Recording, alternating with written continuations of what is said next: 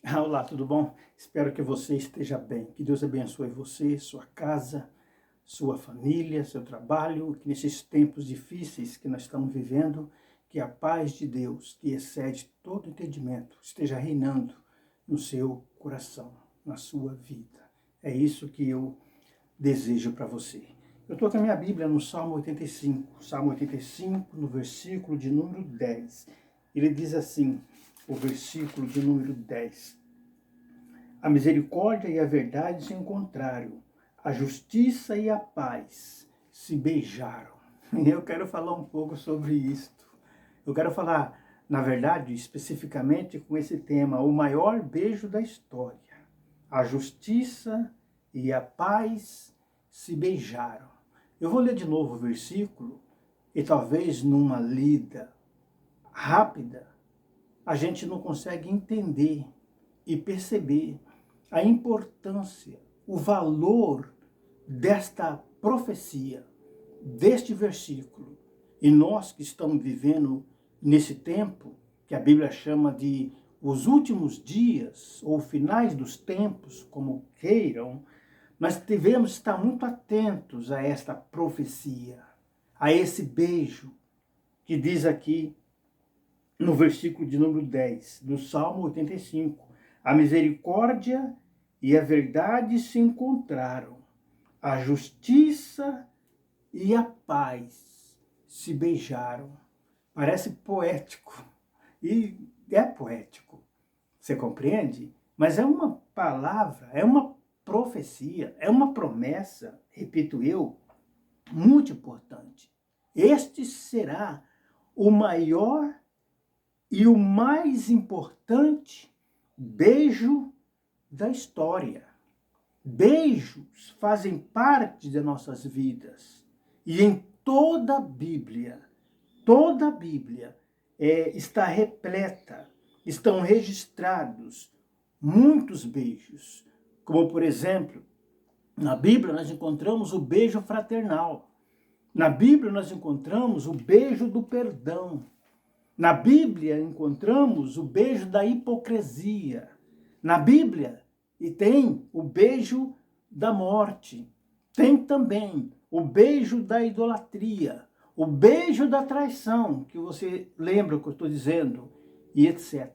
São muitos beijos. Como disse, estou repetindo mais uma vez, beijo faz parte das nossas vidas. E alguns, eu quero com você, dentro dessa palavra, dentro desse pensamento, dentro dessa nossa meditação, nós estamos vendo alguns beijos importantes, antes de falarmos, propriamente dito, no maior beijo da história. Alguns beijos que marcaram, que foram marcantes e emocionantes também. Veja esse aqui, no livro do Gênesis, no capítulo 33, capítulo 33 do livro do Gênesis, do versículo 1 até o versículo 4. Você que gosta de histórias com finais felizes, esse aqui é uma delas. Olha esse texto. E levantou Jacó os olhos e olhou, e eis que vinha Esaú e 400 homens com ele. Então repartiu os filhos entre Léia e Raquel e as duas servas, e pôs as servas e seus filhos na frente, e a Léia e a seus filhos atrás, porém a Raquel, José, os derradeiros. E ele mesmo passou diante deles, e inclinou-se à terra 7 vezes, até que chegou a seu irmão. Então Esaú correu-lhe ao encontro, e abraçou-o, e lançou-se sobre o seu pescoço, e o beijou, e choraram. Eu não sei se você conhece essa história, mas se você não conhece, eu até desafio você a conhecê-la. É a história de Jacó e Esaú. Eles tiveram um problema muito sério, muito grande. Eles tiveram um atrito familiar muito violento. Não vou estar te falando todos esses detalhes aqui por uma questão óbvia que nós temos, que é o nosso tempo. Mas aqui nessa passagem, 20 anos já se passaram. 20 anos o Esaú havia feito um juramento de vingança. Você compreende? Porque o Jacó enganou e fraudou Esaú. E todo esse tempo, durante esses 20 anos, Esaú alimentou o desejo de vingança. Agora ele, Esaú, soube da notícia que o irmão está retornando à sua pátria, à sua terra. Aí então ele reúne-se com 400 homens e sedentos de vingança, cuspindo sangue, como se diz, e foi ao encontro. O desejo dele, o propósito dele era acabar, exterminar com o próprio irmão Jacó e com todos aqueles que ali estavam com ele. Tanto é que ele foi muito bem armado, melhor falando, 400 homens armados, pronto para acabar com Jacó e com toda a sua família. Mas tem um detalhe muito sério, muito importante. O Jacó orava a Deus. O Jacó buscava a Deus. Isto faz toda uma diferença. Havia uma sentença de morte, havia um desejo de vingança, havia um homem enfurecido, com o coração cheio de ódio, cheio de mágoas, cheio de rancor de um lado. Do outro lado, e tinha um homem que confiava em Deus, um homem que orava a Deus, um homem que buscou a Deus. E o resultado qual foi? Deus transformou aquela situação embaraçosa. Deus transformou o que seria um grande derramamento de sangue em um dos mais belos encontros no deserto, com ósculo santo, ou seja, beijo, lágrimas, choro e perdão. Isso é um beijo. Nós chamamos de o beijo da reconciliação. Esse está registrado na Bíblia Sagrada. Parece um enredo de um filme, não é verdade? Mas foi uma vida real que aconteceu na vida de homens. Homens que, diante de situação difícil, buscaram a Deus e tiveram esse final feliz. Se tem história que tem um final feliz, essa aqui certamente é uma delas. O segundo beijo que eu quero te mostrar também está no livro do Gênesis, agora no capítulo 45, você provavelmente já viu falar, se não ouviu, vai estar ouvindo agora, é um pouco da história do José, mais conhecido como José do Egito. Uma história também rodeada, permeada de altos e baixos, de ódios, de rancores, de mágoas, de vingança, de traição. Uma história que tinha tudo, todos os elementos possíveis para terminar de uma forma trágica, de uma forma violenta. Mas o que o texto nos mostra, no capítulo 45, é uma história de um final muito bonito. Olha só, Gênesis 45, do 14 ao 15. Eu vou ler apenas os dois versículos desse texto. Ele fala assim: e lançou-se ao pescoço de Benjamim, seu irmão, e chorou. E Benjamim chorou também ao seu pescoço. E beijou todos os seus irmãos, e chorou sobre eles. E depois, seus irmãos falaram com ele. Meu Deus, só Deus mesmo para permitir que histórias como essa a gente vê um final tão surpreendente. Eu não sei se você também ama a palavra de Deus, ama ler as histórias da Bíblia Sagrada, que não é ficção, não, são histórias reais, que trazem-nos ensinamentos profundos, ensinamentos importantes. A história de José, já disse, muitos conhecem, o José do Egito, ele foi odiado, ele foi vendido por seus próprios irmãos.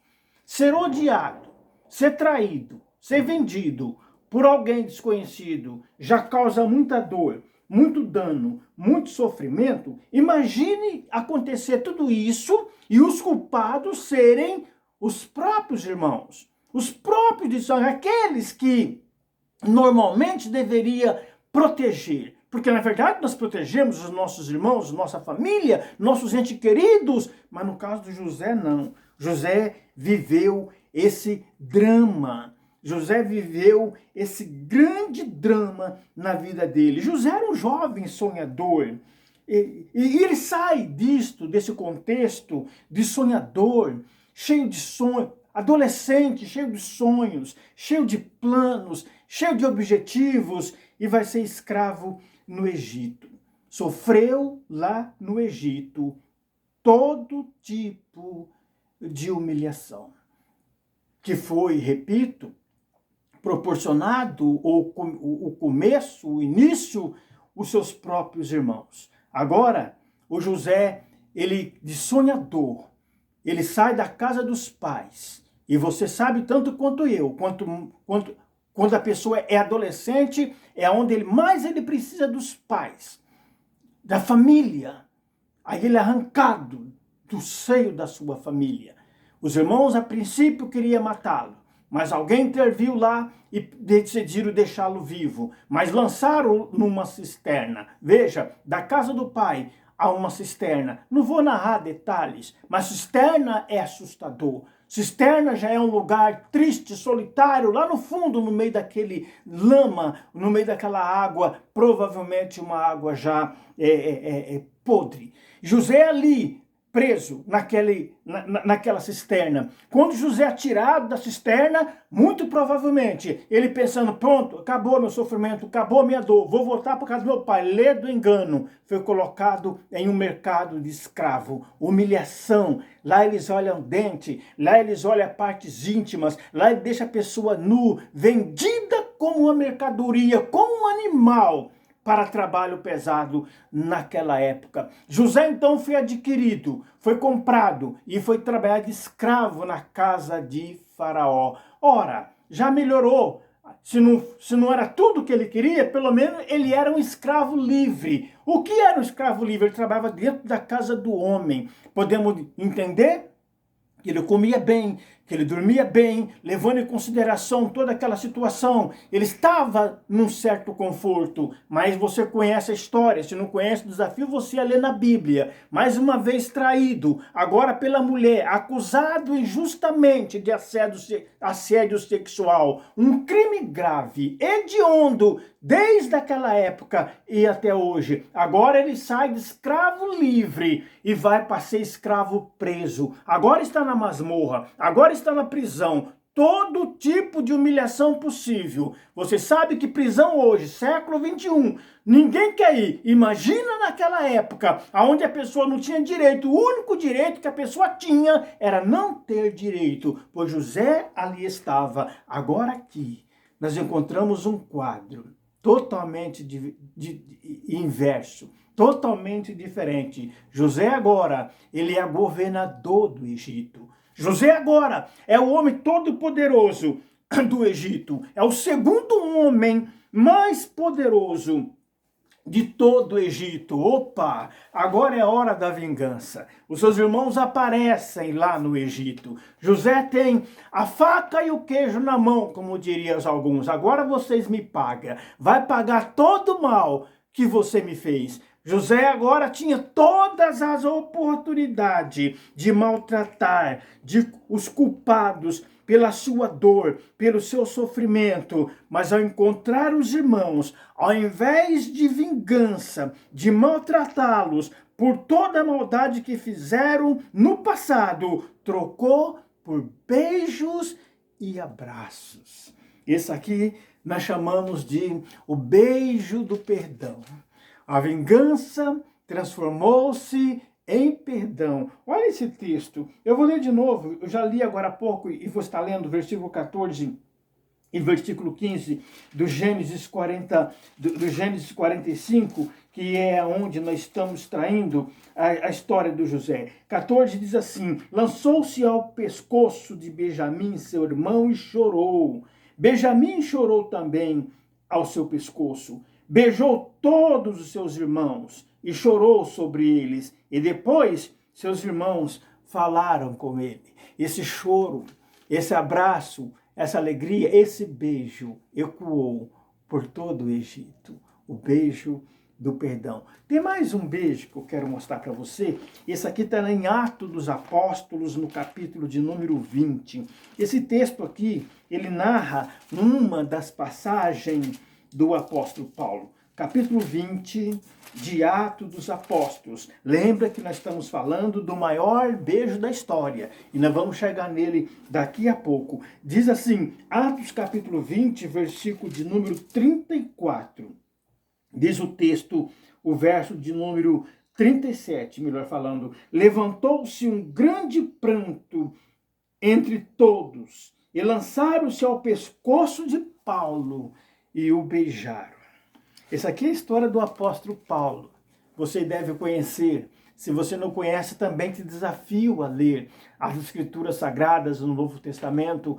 O missionário, o grande apóstolo Paulo, que escreveu as maiores cartas, as maiores cartas que nós temos no Novo Testamento. Este foi o último beijo, sabe? O beijo da gratidão. Porque Paulo havia passado por aquele lugar, feito um grande trabalho missionário, abençoado a vida de muitas pessoas. Agora Paulo está se despedindo, agora Paulo está partindo para um outro desafio. Agora Paulo está indo ou prosseguindo na sua viagem missionária. Aqueles irmãos sabiam que nunca mais eles veriam apóstolo Paulo. Eles sabiam disso, porque naquela época não era tão fácil viajar como é nos dias de hoje, onde as facilidades, o meio de transporte, a meio de comunicação e até mesmo através da internet em curta distância, naquela época não era assim. As pessoas se despediam, mal sabiam se novamente viriam novamente. Aquele povo amava o apóstolo Paulo. Aquele povo tinha muito carinho, tinha muita gratidão pelo apóstolo Paulo. E agora eles estão dando o último beijo. O último beijo foi o beijo de gratidão, o beijo de amor ágape. Ágape é amor de Deus, ágape é o amor incondicional. Este beijo representa esse amor, é o amor da saudade. Está falando, olha, nós nunca mais iremos vê-lo, nunca mais eles veriam o apóstolo Paulo. Daí então, esse beijo tão importante que ficou registrado na Bíblia Sagrada. Atos capítulo 20, versículo 37, que é o texto que nós estamos considerando. Levantou-se um grande pranto entre todos, lançaram-se ao pescoço de Paulo e o beijaram. Quem trabalha no trabalho missionário sabe exatamente o que eu estou falando. Cada vida, cada alma, cada pessoa é uma pedra preciosa, que às vezes a gente parte de um lugar para o outro, mas deixa lá essa semente, deixa lá esse carinho, deixa lá essa dedicação. Ô meu irmão, ô minha irmã, nós possamos, em nome do Senhor Jesus, expressar esse nosso amor ágape que nós encontramos aqui na vida do povo com o grande líder deles, que foi o apóstolo Paulo. Mas o maior beijo, o beijo mais esperado, o beijo mais desejado, a grande promessa que os cristãos devem amar em toda a Bíblia, devem esperar em toda a Bíblia, é o beijo da justiça e da paz. O Salmo 85, que nós acabamos de ler, ou começamos a nossa meditação lá no Salmo 85, no versículo 10, ele disse para você que era uma profecia, mas uma profecia que ainda não se cumpriu, mas ela está próximo a acontecer. Diz assim, o Salmo 85, no versículo 10, a misericórdia e a verdade se encontraram, a justiça e a paz se beijaram. Eu fico muito preocupado com o tempo quando eu estou falando aqui com você, porque você sabe, você que está do outro lado, que você também não tem muita paciência para ouvir. A verdade é essa, nós não temos não. Nós queremos coisas muito vapt-vupt. E as coisas de Deus nem sempre é assim. É preciso pensar, meditar, refletir, degustar da palavra com tempo, com carinho, com dedicação. Essa palavra aqui, eu já disse para você, a justiça e a paz. se encontraram. Duas coisas que faltam no nosso mundo: justiça. Meu Deus, como existe injustiça! A gente fica indignado. Eu tenho certeza que você fica indignado, indignada pelas injustiças que nós vemos, que nós presenciamos neste nosso mundo. Mas a palavra de Deus, a promessa de Deus diz que a justiça e a paz. Uma outra coisa que a gente não vê muito nesse nosso mundo, a chamada misericórdia. Por um lado, você vê pessoas se ajudando mutuamente, principalmente nesse tempo difícil que nós estamos vivendo. Mas, por outro lado, você vê pessoas roubando bilhões, tirando vidas, por nada, por um par de sapato velho. As pessoas matam sem dó, sem piedade. Muitas das vezes de olho numa herança que ficará para receber. As pessoas matam. Isso é falta de misericórdia, isso é falta de justiça, isso é falta de paz, isso é falta de Deus. O Salmo 85, ele fala que no mundo, no nosso mundo, a misericórdia e a verdade. Olha que nós vivemos num mundo de mentira. Olha que nós vivemos num mundo de mentiras. Falar a verdade no nosso mundo, você está condenado a ser rejeitado por muita gente, porque as pessoas não querem, a grande maioria, não querem ouvir a verdade, porque a verdade, ela mexe com a gente, a verdade nos tira da zona de conforto, as pessoas não gostam. Você começa a falar a verdade, logo você é colocado de lado, porque você não serve para viver nesse mundo. Mas a palavra de Deus promete. Diz assim: a misericórdia e a verdade se encontraram, a justiça e a paz se beijaram. Quando se dará isso, pastor Oswaldo? O profeta Isaías, no capítulo 65, ele nos mostra. Eu disse para você que deveria ser o mais esperado, mais desejado, o maior beijo da história. É o céu e a terra se beijaram. Veja, Isaías 65, do versículo 17, a partir dali, eu vou estar lendo até o verso de número 25, diz assim: porque eis que eu crio céus novos e nova terra, não haverá lembrança das coisas passadas, nem mais se recordarão, mas vos folgareis e exultareis perpetuamente no que eu crio, porque eis que eu crio para Jerusalém alegria, para o seu povo gozo. Folgarei em Jerusalém, exultarei o meu povo. Nunca mais se ouvirá nela voz de choro, nem voz de clamor. Não haverá mais nela criança de poucos dias, nem velho que não cumpra seus dias, porque o jovem morrerá de 100 anos, mas o pecador de 100 anos será amaldiçoado. E edificarão casas e habitarão, plantarão vinhas e comerão seu fruto. Não edificarão para que outros habitem, nem plantarão para que outros comam, porque os dias do meu povo serão como os dias da árvore, os meus eleitos gozarão das obras das suas mãos até a velhice.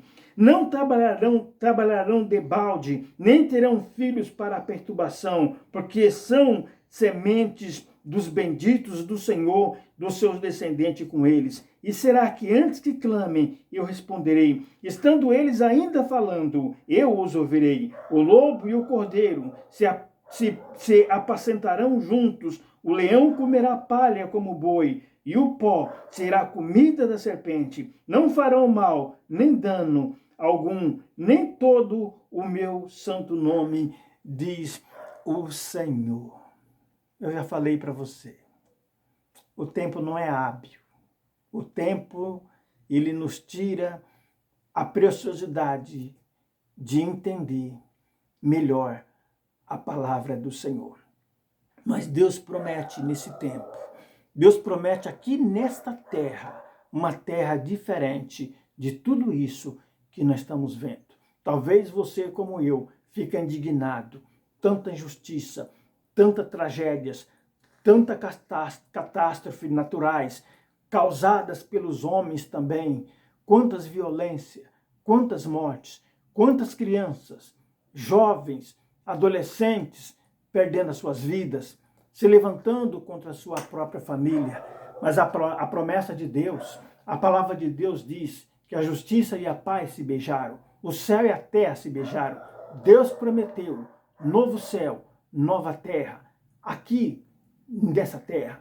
Não vou falar todos os detalhes, os pormenores do que a Bíblia promete com relação a esse assunto. Desafio a você a ler a palavra, meditar na palavra, buscar homens e mulheres de Deus que possam te ensinar, possam te explicar, para que você venha trazer conforto, alento ao teu coração e saber que Deus, o nosso Deus, é o Senhor da história. Um dia, Deus criou essa terra e a Bíblia diz que era o paraíso, aonde Deus colocou o homem, colocou a mulher. Por causa do pecado, tudo isso se transformou. O paraíso desapareceu, dando lugar a uma terra violenta, cheia de ódio, de injustiça. Mas a promessa de Deus, Deus nunca perdeu uma batalha. Não é esta que ele vai perder. A promessa de Deus é resgatar essa terra, aonde haverá justiça, aonde haverá paz, aonde haverá tudo novo de Deus. Os animais perderão a sua ferocidade. As crianças brincarão com a serpente. Não vai haver pessoas morrendo com pouca idade. Diz o texto, não haverá, porque Deus, o nosso Deus, ele prometeu que um dia a justiça e a paz se beijaram. A misericórdia se encontrou. E o céu e a terra se beijaram. E Deus, o nosso Deus, ele estará governando, reinando. Jesus Cristo, o Senhor da glória, o Messias tão aguardado pelo povo de Deus, pelo Israel, ele estará reinando aqui nessa terra. E mais, diz a Bíblia que eu e você, ou seja, aqueles que creem nele e entregar a sua vida para ele, reinarão com ele aqui nessa terra. A justiça e a paz se beijaram. Nós lemos no Salmo 85, uma das maiores promessas. A primeira promessa foi a morte de Jesus. A segunda, a ressurreição de Cristo. A terceira, arrebatamento da igreja. E a quarta, uma terra totalmente curada, sarada, para a glória de Deus Pai. A misericórdia e a verdade se encontraram, a justiça e a paz se beijaram.